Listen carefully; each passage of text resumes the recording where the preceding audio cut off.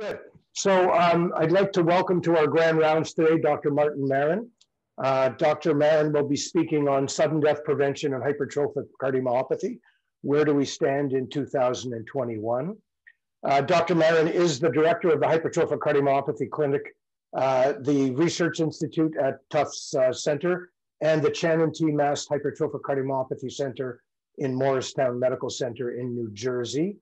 Research interests are the diagnosis and management of hypertrophic cardiomyopathy, including the role of cardiovascular magnetic resonance in assessment of patients with hypertrophic cardiomyopathy and novel drug therapy to modify the disease. Dr. Maron has co-authored over 200 original publications on hypertrophic cardiomyopathy, including in the New England Journal, Lancet, Circulation, and JACC. We welcome Dr. Maron today to Ottawa for the very first time virtually. Yeah, thanks, Martin. I really appreciate that. That was a very kind introduction, and it's great to be with you and the entire Ottawa group. I decided to focus the talk today on risk stratification, as you said. We can certainly talk about other topics as well in the question and answer period too. But there's been a lot of development in risk stratification, obviously, as well as other areas of HCM. But I thought this would be helpful to review today. Here's the deal to start. Sudden death really has been the most visible and feared consequence of HCM for both physicians and patients. And for 20 years, there's been a way to actually prevent these deaths, which is the prophylactic ICD. And now really the controversy, so to speak, that's emerged is really the best way to identify high-risk patients who are the most deserving of primary prevention device therapy. And really, we got two different kind of strategies today, and they're quite different in how we risk stratify or how one can risk stratify HCM patients. We have the kind of newer ESC Risk Score, which has emerged over the last about 7-8 years, and a different strategy, the ACC-AHA Major Individual Risk Factor strategy as well, which has been with us for now several decades and has continued to evolve and mature over that period of time. What I'm going to do is start with the ACC-AHA Individual Risk Factor Strategy. One, it's been around the longest, and it's also the one that I'm going to make the case may be more reliable in identifying the highest risk patients for ICD therapy. And Dr. Maron, may I get you to share your screen, please?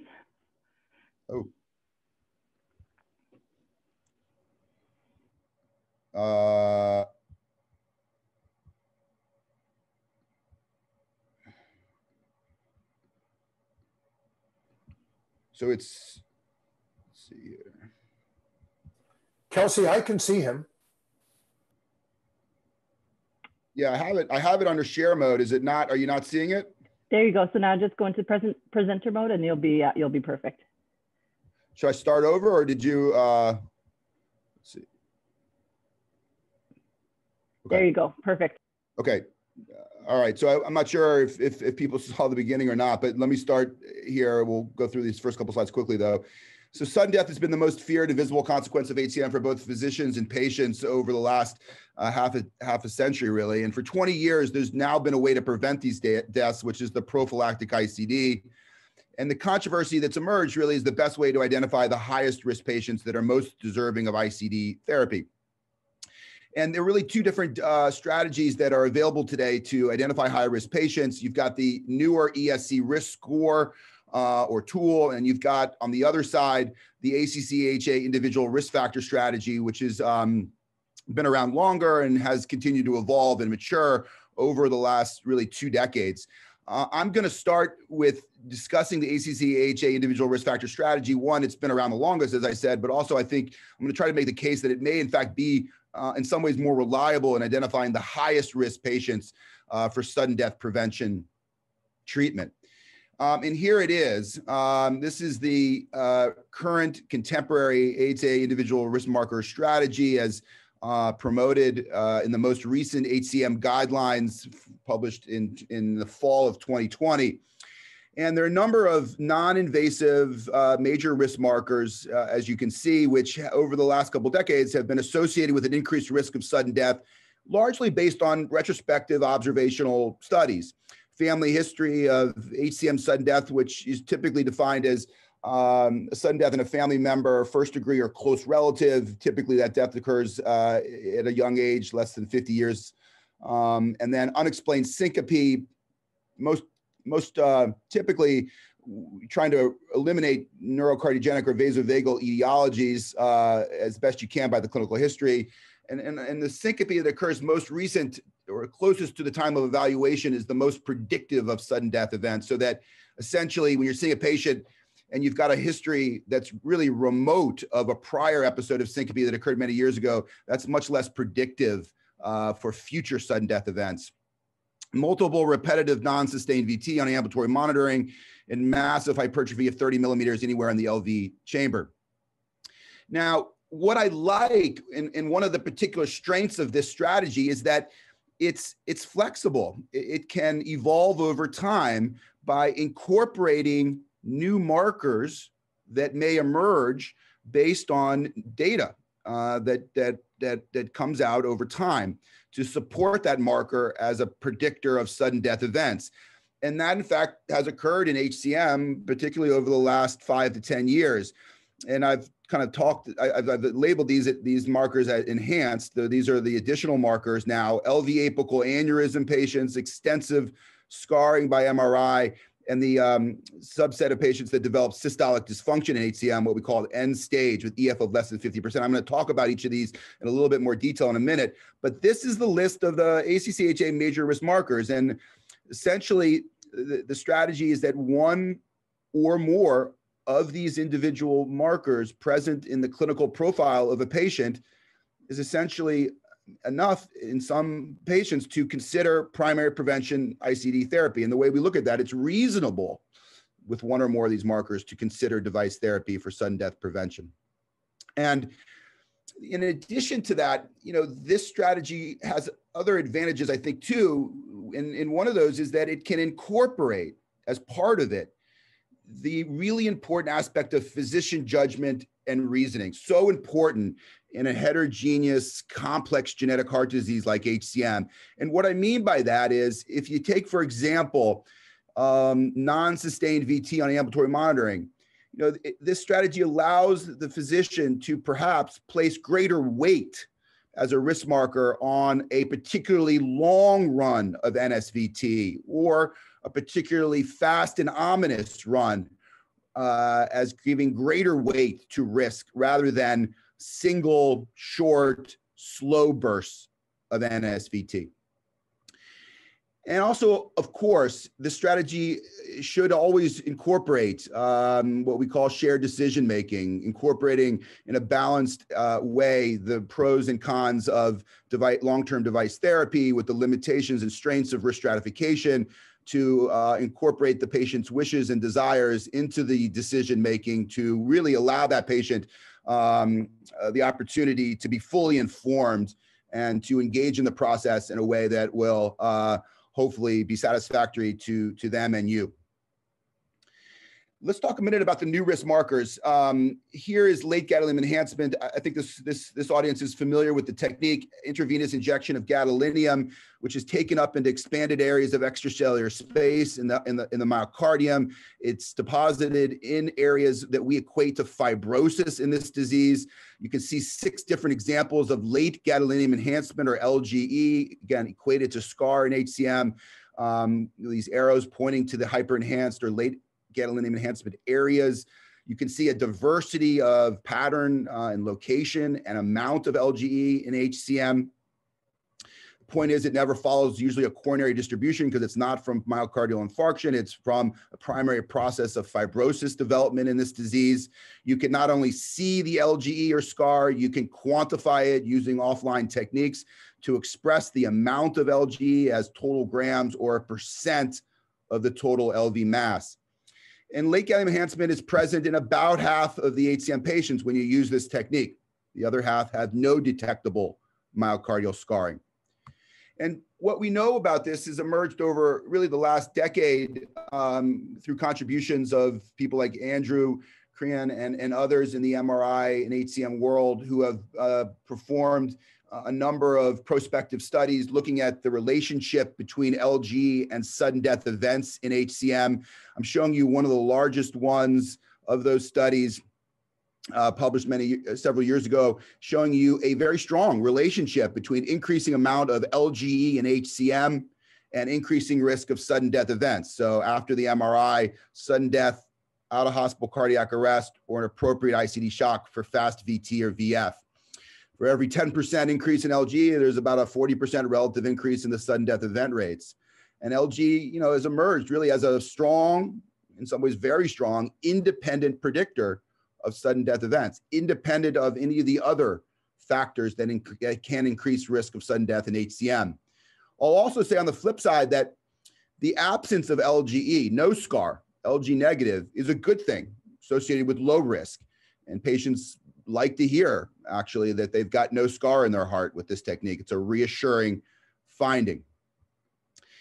Here is the high-risk subgroup of HCM patients that develop LV apical aneurysms. Unique, relatively rare subgroup within HCM, where you can see through these CMR images a thin, akinetic, often dyskinetic segment at the apex, which takes up gadolinium and therefore is often transmural scar. We believe these aneurysms form in HCM because of mid-cavitary impedance, creating high LV apical systolic pressures, which in some susceptible patients creates a process of adverse remodeling over time to create thinning of the apex and the aneurysm formation. You can see that these aneurysms that are scar essentially provide another nidus, a structural nidus, for two adverse complications, VTVF and thrombosis. As you can see in the lower right, a clot in the aneurysm in a patient who is in normal sinus rhythm. And we've recently published sort of a contemporary look at the subgroup of HCM patients that have LV apical aneurysms. And in fact, it really is a high risk subgroup of the very heterogeneous spectrum of HCM. And that's sort of demonstrated here over a several year follow-up of about 100 HCM patients with LV apical aneurysms, represented in the bars that are blue, versus a large HCM cohort that doesn't have aneurysm in red. And you can see, most importantly, that sudden death events are substantially increased with aneurysms, almost 5-fold or greater compared to the general HCM population.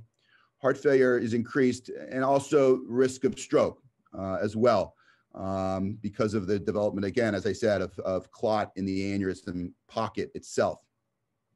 So increased risk of adverse events, and that makes identifying HCM patients with aneurysms really important. And I'll just make the point here with this slide that sometimes, particularly when the aneurysms are small, they can be missed with 2D echo when there's no LV contrast given.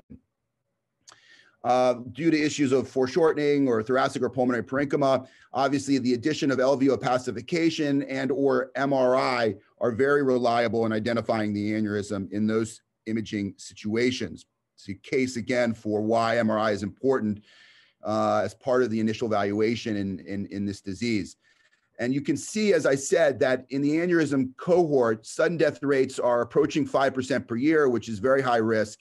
And again, that is because VT, it often starts as monomorphic VT, is originating at the junction of the scarred aneurysm rim and the myocardium. That's the nidus for the VT, which often degenerates to VF.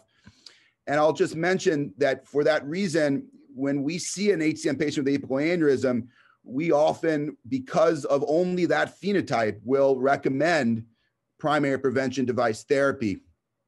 And also, for those aneurysm patients that suffer recurrent shocks for VT, this is the only subgroup of HCM patients for which VT ablation, endo or epicardial, can be effective at mitigating and sometimes, in fact, eliminating VT because of the fact that that nidus can be ablated very well with catheter-based techniques. And of course, because of the risk of thromboembolic events, we recommend anticoagulation as well, irrespective of the size of the aneurysm. I just want to make the point, particularly for the fellows, that we have a little bit of a nomenclature problem, probably because of our own historical issues related to how we've applied certain terms in this disease. But I want to just take 1 second to clarify that. There are really two morphological subgroups of apical morphologic abnormalities in this disease. You've got the kind of traditional, classic, what's been called Yamaguchi non-obstructive apical HCM, hypertrophy confined to really the distal portion of the cavity. And then the other group is those with thinning of the apex, apical aneurysm patients. Same disease, this is HCM, same disease, but two different ball games as far as the end of the spectrum.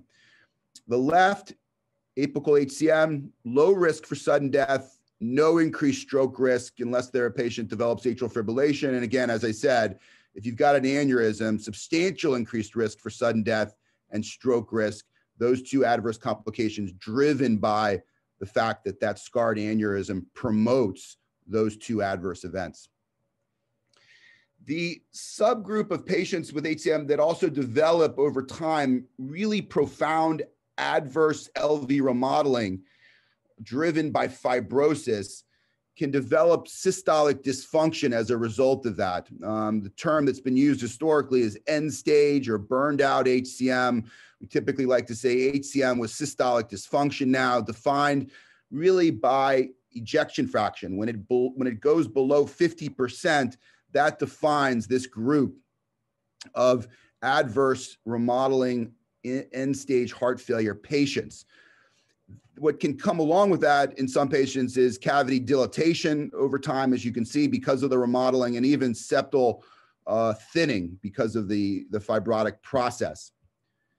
And we've recently taken a look at this group as well in the sort of contemporary heart failure era. And here's some of that data. In blue are the end-stage HCM patients. Again, these are all patients that have had EFs with HCM that are 50% or less than 50%. And then in red are HCM patients with typical hyperdynamic systolic function from our Tufts cohort. And you can see that once you develop systolic dysfunction, you're at a substantially increased risk for the development of heart failure. These are often young patients who are developing this situation, and therefore often the only good long-term treatment option is heart transplant. Some can be candidates, depending on how big the LV cavity may get, for bridging with left ventricular assist devices, but not all. And with that amount of scarring and remodeling, there's also an increased risk of potentially lethal ventricular tachyarrhythmias, as you can see by the increased risk rates of sudden death events in the end-stage patients as well. So we typically will recommend primary prevention device therapy in patients that are in the end stage, again, as bridges to ultimate definitive heart failure therapy with transplant, which again, many of them will need. And of course, we also will switch drug therapy when systolic dysfunction develops to more traditional heart failure medicines. We will consider bi-V pacing in these patients if they've got a left bundle branch block as well. And we also are really focused on kind of being proactive and kind of considering earlier listing for these patients, because they often develop pretty rapid heart failure once they develop systolic dysfunction. Just to come back to a question that comes up often because it is a challenging area, how much NSVT is enough on ambulatory monitoring to consider it a major risk factor in HCM? And that question is, as I said, is a difficult one because there's a lot of differences in how that was interpreted in some of the older Holter studies. More contemporary look at that really does suggest that perhaps greater weight should be given to NSVT as a risk marker when that NSVT on ambulatory monitoring is fast, defined as greater than 200 beats per minute, is a more longer type run, greater than 7 beats, or if there's more than one run.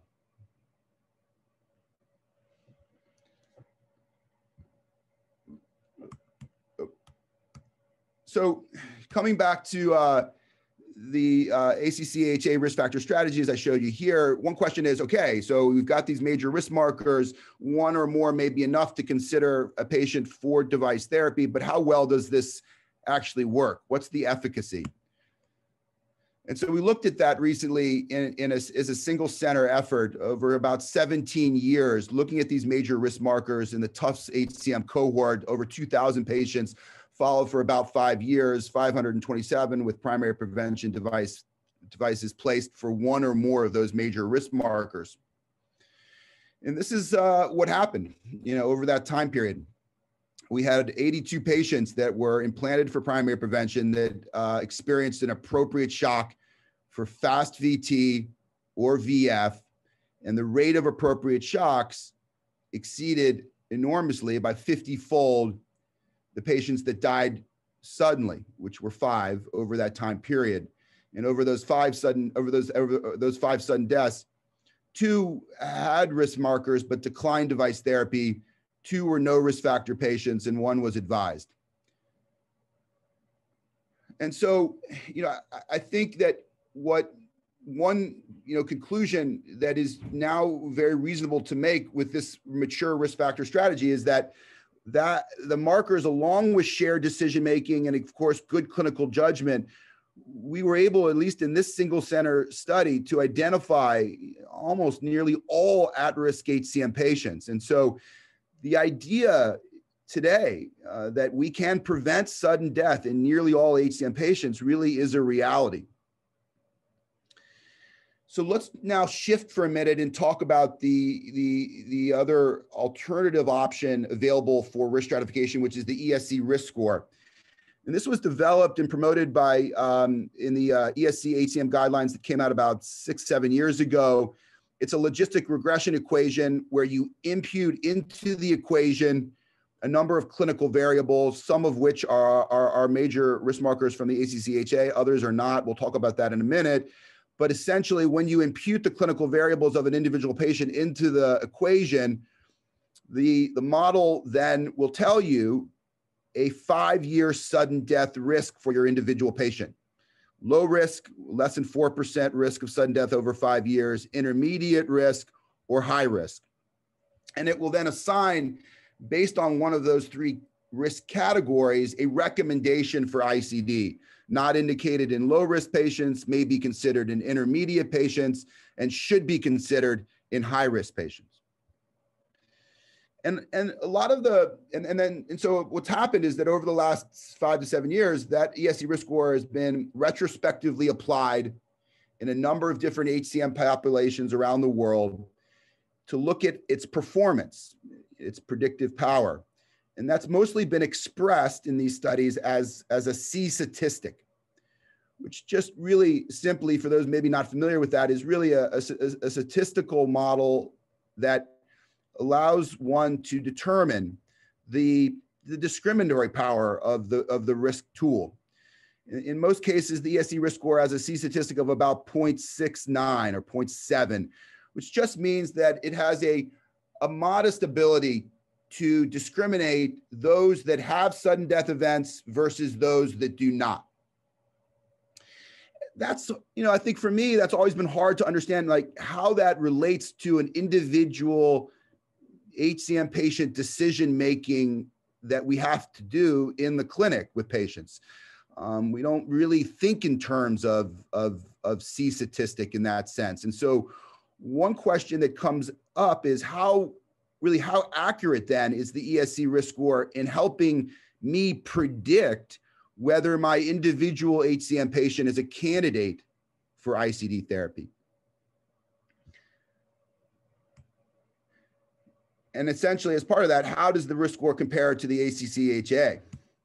And so when we look at that for a minute in the Tufts single center study that I showed you a little while ago, we went back and we retrospectively applied the ESC Risk Score to our population as well. So at the time of ICD decision-making, which was again predicated on the ACC-HA, we also went back and applied the risk score to look at the relationship between the score and outcome. And then we compared outcomes really using ACC-HA versus ESC. And I'm showing you sensitivity for predicting those patients that went on to have a sudden death event. And there is a significant difference in sensitivity between the two techniques. ACC-HA associated with very high sensitivity, almost 95% intention to treat, much lower sensitivity with the ESC risk score of about 34%.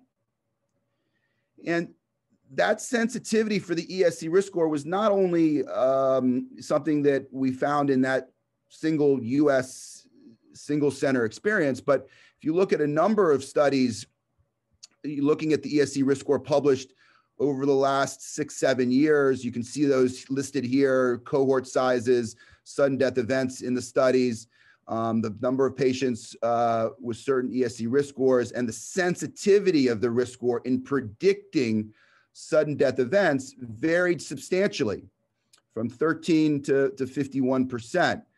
But the average for these studies was, again, a sensitivity of about 34%. And so, what does that mean? Lower sensitivity when we're talking about risk tools for predicting sudden death events, particularly those in young, otherwise healthy patients, means that a certain subgroup of high-risk patients will be missed and will be unprotected in a way, for that reason, from sudden death without device therapy. And so one of the questions that we were trying to answer and get at is, why is the sensitivity of ESC risk score lower than ACC-HA? And one of the reasons is that the ESC risk score, not to its fault, it was developed, at a time when it couldn't incorporate newer, largely CMR-based risk markers that we've talked about in HCM: extent of late gadolinium enhancement, LV apical aneurysms, and also doesn't incorporate systolic function as a risk marker. And that's important because if you go back and you look, for example, at the Tufts HCM study, almost 20% of appropriate ICD shocks for VT or VF occurred in patients who were implanted because of one of these newer major risk markers.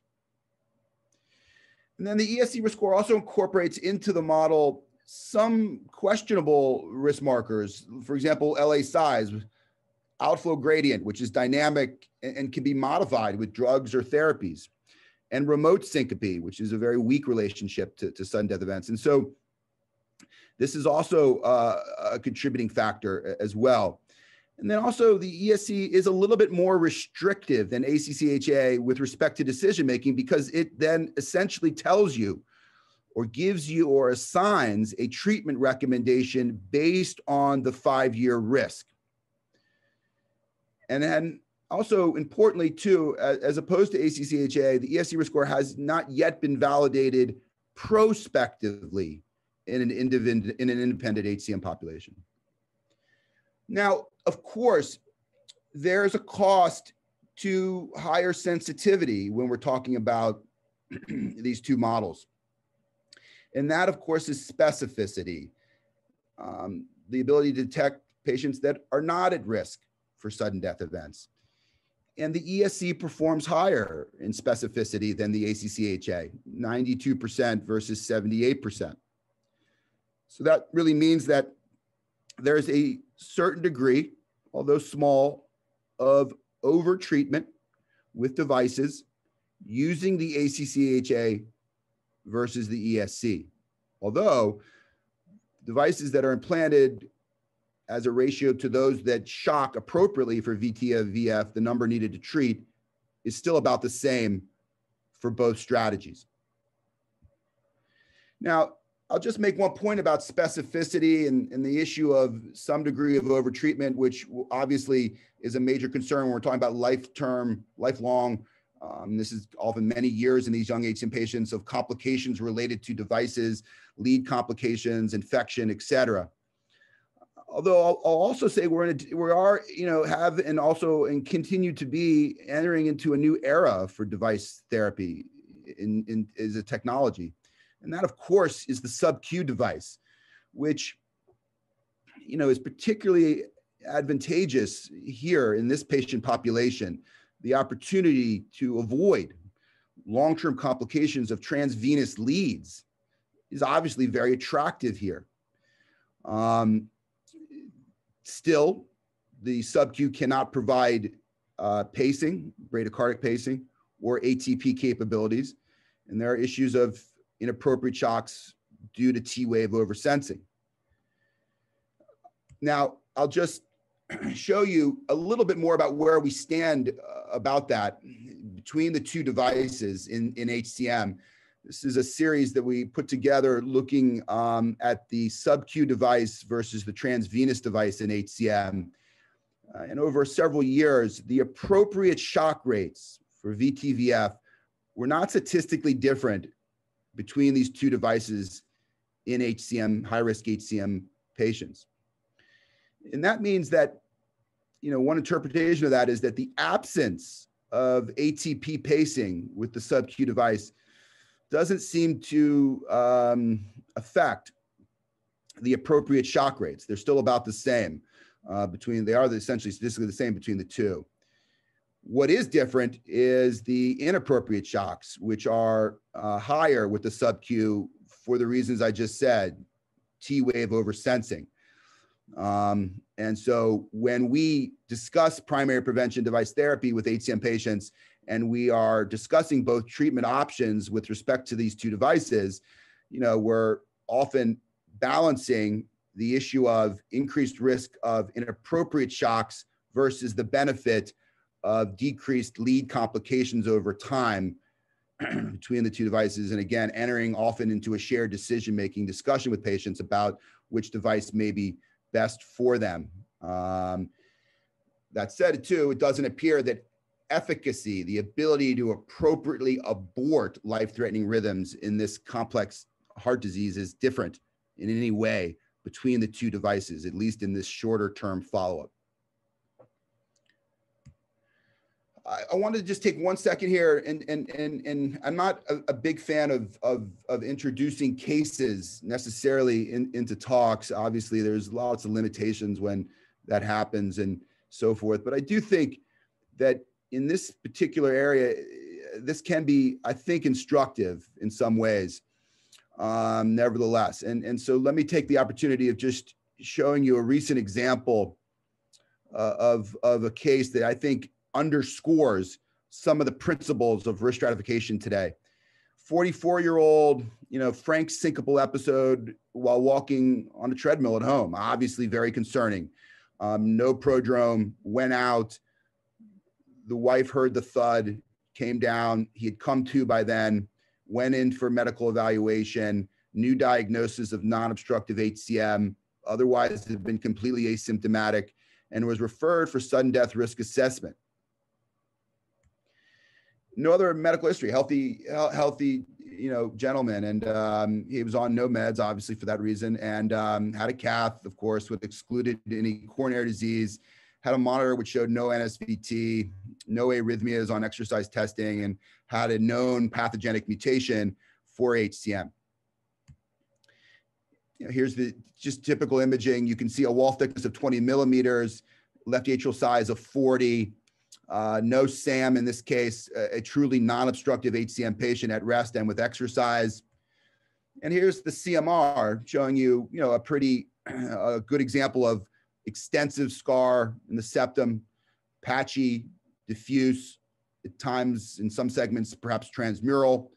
The total amount of scar occupying about 17% of the LV mass. So extensive amount of scarring. And so we recommended, based on the fact mostly at the time of that very concerning unexplained syncopal episode, and of course the amount of scar, that this patient undergo a primary prevention device. And based on really at this point in 2021, two major risk markers. And this is what happened 18 months later, literally while sleeping. the device electrocardiogram showing you essentially VF, appropriate shock here, and restoration of normal sinus rhythm. Pretty fair to say that this patient probably would have been dead without a device in this situation. Now, just to show you, again, comparing just for a minute, we of course calculated the ESC risk score because we're interested in just sort of seeing in all of our patients sort of how it performs individually in patients compared to the ACC-HA. We make decisions based on ACC-HA, but here, just to show you again, if you plug in the variables for the ESC risk score, the only yes is unexplained syncope. The rest is negative. And that generated, of course, there's no LGE here because, again, the model was developed before LGE, as I said. And it gave a 5-year risk score of 3.9, which was that the device was not indicated here. And so when you have a risk model like this, which is, weighting certain risk factors in different ways, in this case, it just didn't have the ability as a rigid model to weight by the clinical history, perhaps this unexplained syncopal episode in a way that would have changed the management really by changing the risk score. It's just a binary yes or no, okay? Despite the fact that that event was really concerning by clinical history. And so, I think we have to be a little bit careful in particularly in complex, really heterogeneous diseases like this, when we're trying to apply a plug and play or plug and treat strategy. I understand completely that idea works very well in other areas of cardiology, but it may not be applicable to all cardiovascular diseases. It's certainly attractive because it's easy to put in numbers, have the model tell you what to do. That relieves a lot of potential anxiety on you and the patient's part. But the flip side is that, applying a rigid mathematical formula, again, to this complex disease by its very nature makes it difficult to kind of implement a measure of physician judgment here, as emphasized in the last case, and the opportunity to fully take into consideration all the clinically relevant aspects to an individual patient's risk profile. And so, I think where we are today can be summed up, I think, pretty well here. We've got a number of really important major individual risk markers. We've got to apply those to patients. We've got to incorporate with those markers physician judgment and reasoning, which of course is a combination of the physician's clinical experience, intuition, and acumen.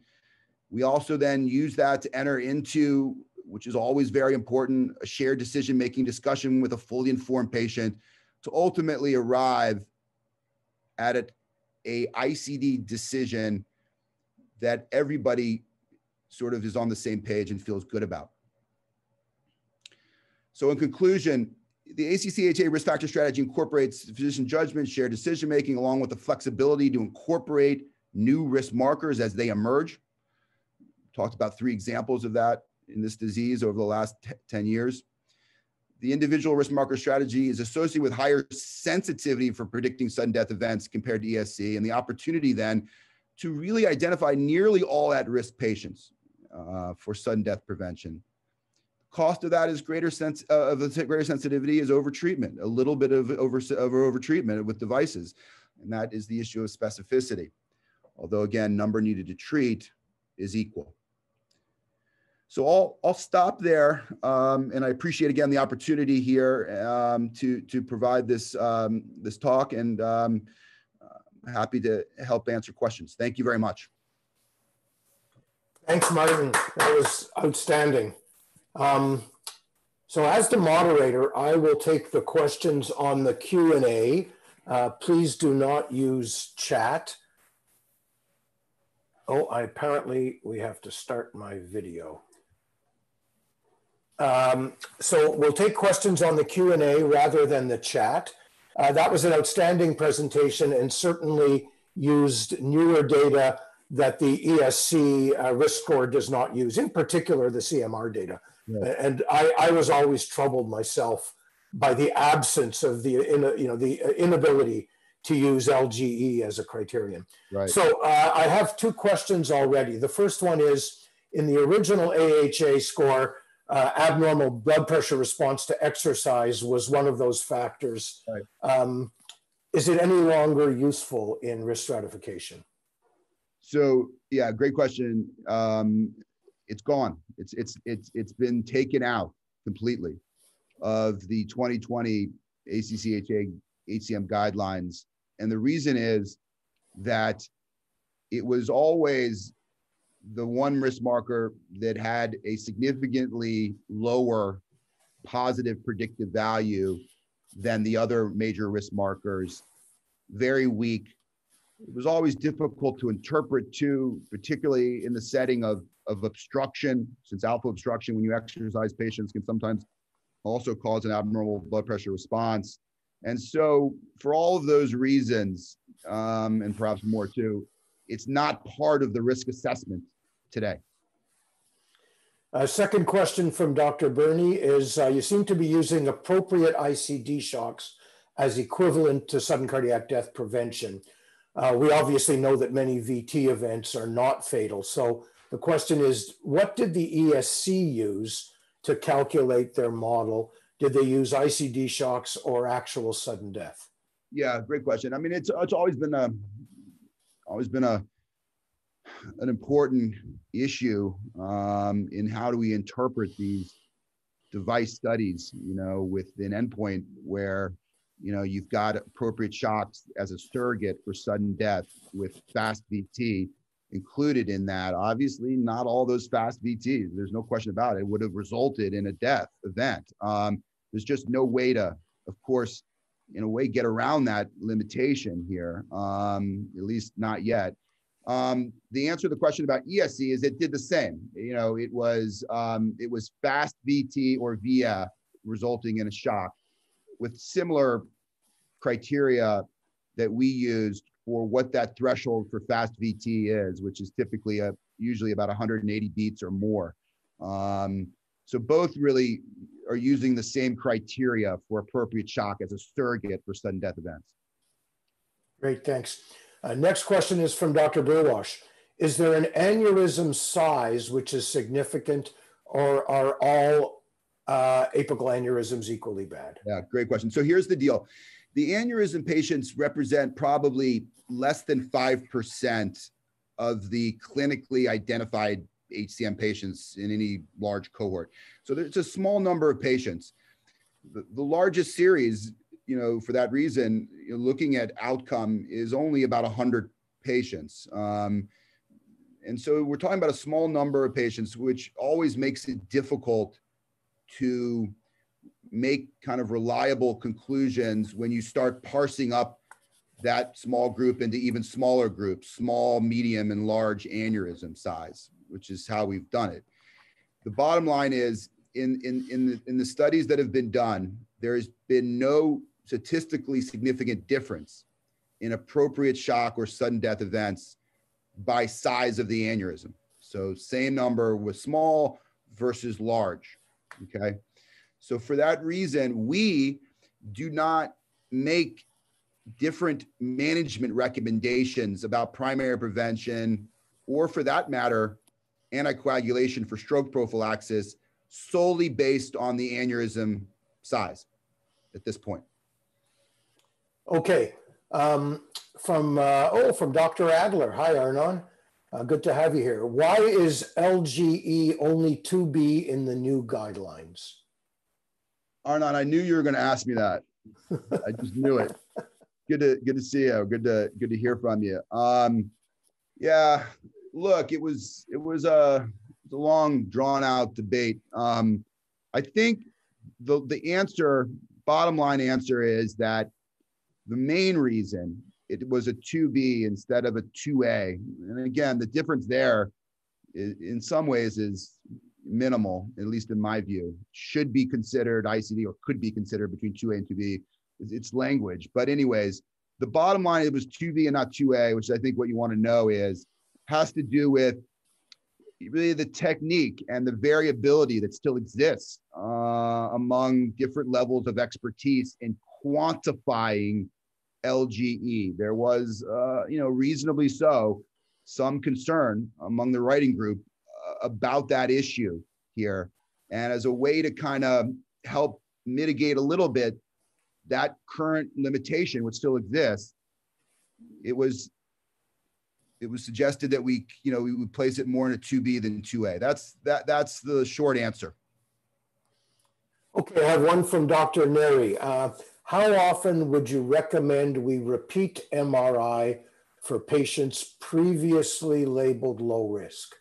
Great, yeah. So as we've kind of moved forward in time here, we're starting to assemble data about the impact of longitudinal MRIs in HCM. All the data I showed you was just the initial MRI as a marker for outcome, but we don't know yet completely the answer to that question yet, because that kind of data is still emerging. But expert opinion, and this is what we essentially said in the guidelines too, is that it's reasonable to repeat the CMR for patients that were otherwise low risk before on a 3 to 5 year basis. I think sooner than that is probably too soon to see changes, particularly with LGE. And so we do 3. That's what we do. 3 years. From Dr. Beauchesne, how reproducible is LGE quantification? Yeah, I mean, so it's a great question. And as I was just saying, it's one of the challenges of the technique in general, at least the challenges in really reliably applying it across the board in different centers around the world. I think the answer basically is that there is really good reproducibility, inter and intra-observer variability in quantifying LGE when that is done at expert MRI centers, centers that have a lot of opportunity and volume and expertise related to analyzing LG images, not just in HCM, but in all kinds of diseases. When you have operators doing it in that environment, reproducibility is actually really good. When I think you step outside that and you have people analyzing LGE who have much less expertise, you get into areas where there can be a lot of variability that can in fact impact decision making, because that variability is so enormous that you may go from an intermediate amount of LGE to a high amount of LGE, over or underestimate the amount of LGE in a way that it could impact decision making possibly, which again is why it was a 2B and not a 2A. And so I think we're working, as a community, a CMR community, to help with the reproducibility issues by improving technology that will help with that in the future.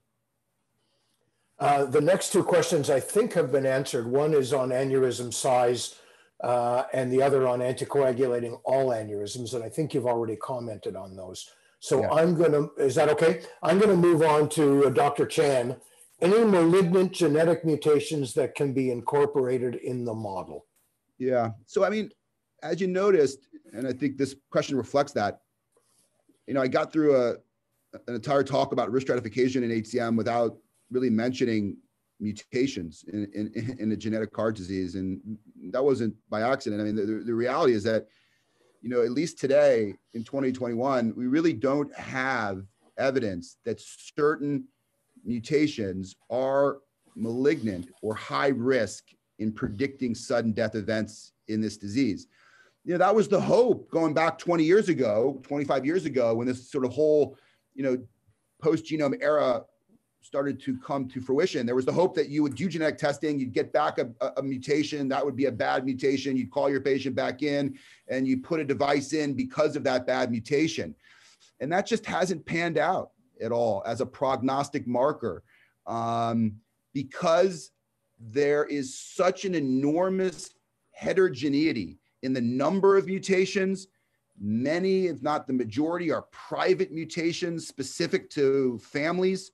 And then there's the issue of, probably as it was already raised, modifier mutations and environment that all impact, the fact that we can't predict the future with mutations. And that's why genotyping is not in the model.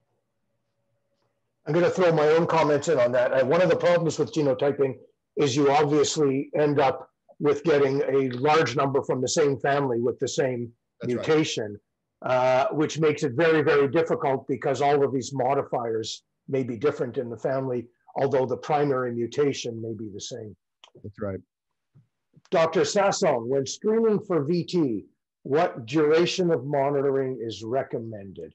Yeah, so this is an evolving area, obviously, with the emergence, particularly over the last 5 years of ambulatory monitoring that can now be done, routinely and easily and more conveniently for patients than 24 or 48-hour Holter monitoring with patches like the Zeo patch, for example, that can be easily put on for 2 weeks that don't interrupt and disrupt patients like, the bulky, difficult to wear Holter monitors. This is the deal. The data for NSVT and outcome in HCM still comes from old studies that were done with 24 or 48-hour monitoring, okay? We are in the process, I'm sure others too, of revisiting that now with, longer term monitoring in place of 48-hour monitoring with 2-week Zeo patches. This, as an example, but we don't know whether, that adds more information on top of the 48-hour period that would be more informative about risk related to NSVT. We don't know that yet. So for my recommendation would be for that reason, to really just take the data that's obtained as part of routine risk stratification over a 24 or 48-hour monitoring period and use that for risk stratification at this time. Great, thanks. From Dr. Robley, totally enjoyable presentation. And his question is, does septal myectomy change the likelihood of sudden death?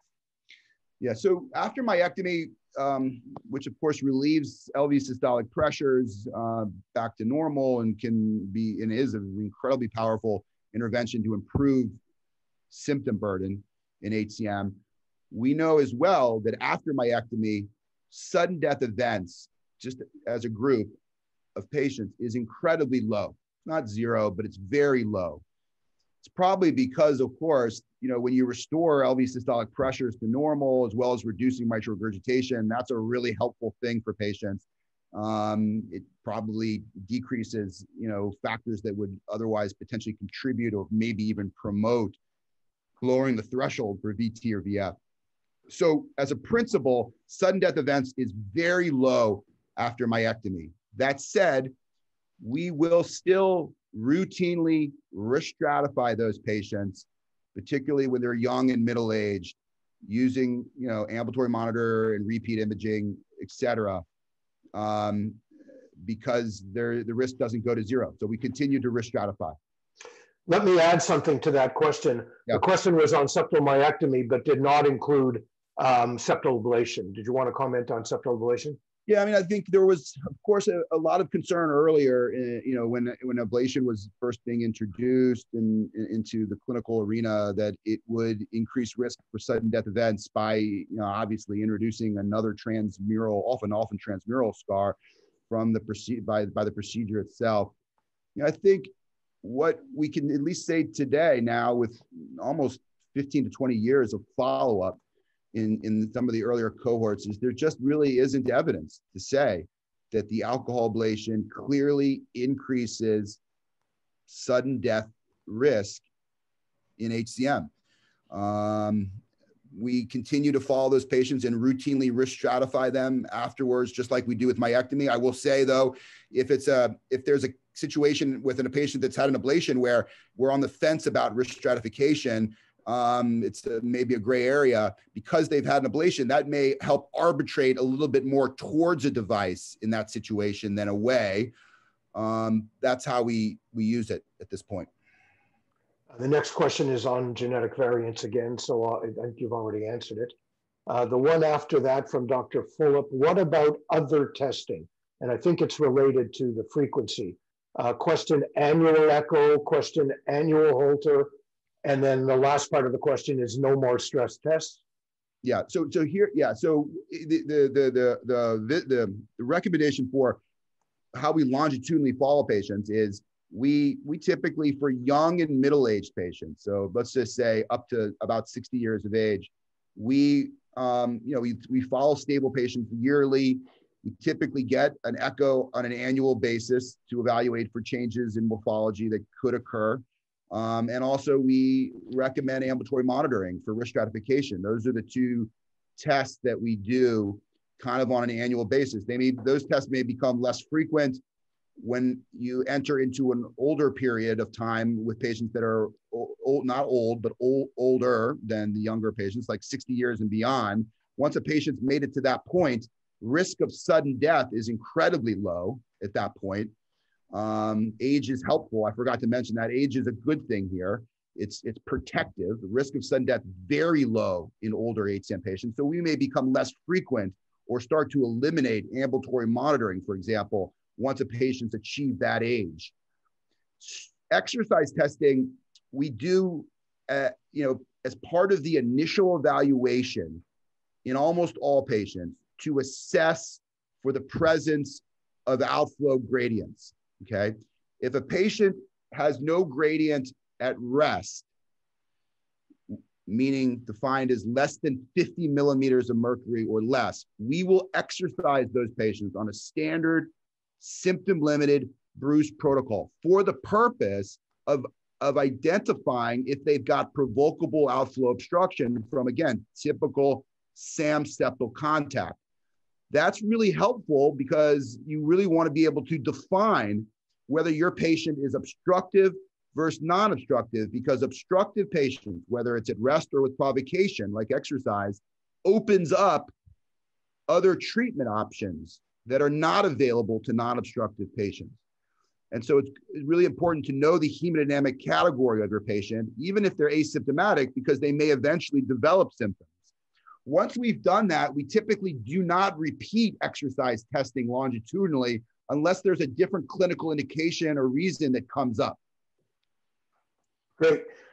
We're running out of time. We have one more minute, so I'm going to do the last question here.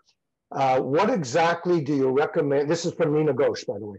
What exactly do you recommend regarding exercise restriction in hypertrophic cardiomyopathy patients? And are your recommendations modified by their risk score? Yeah, so this is exactly what we do.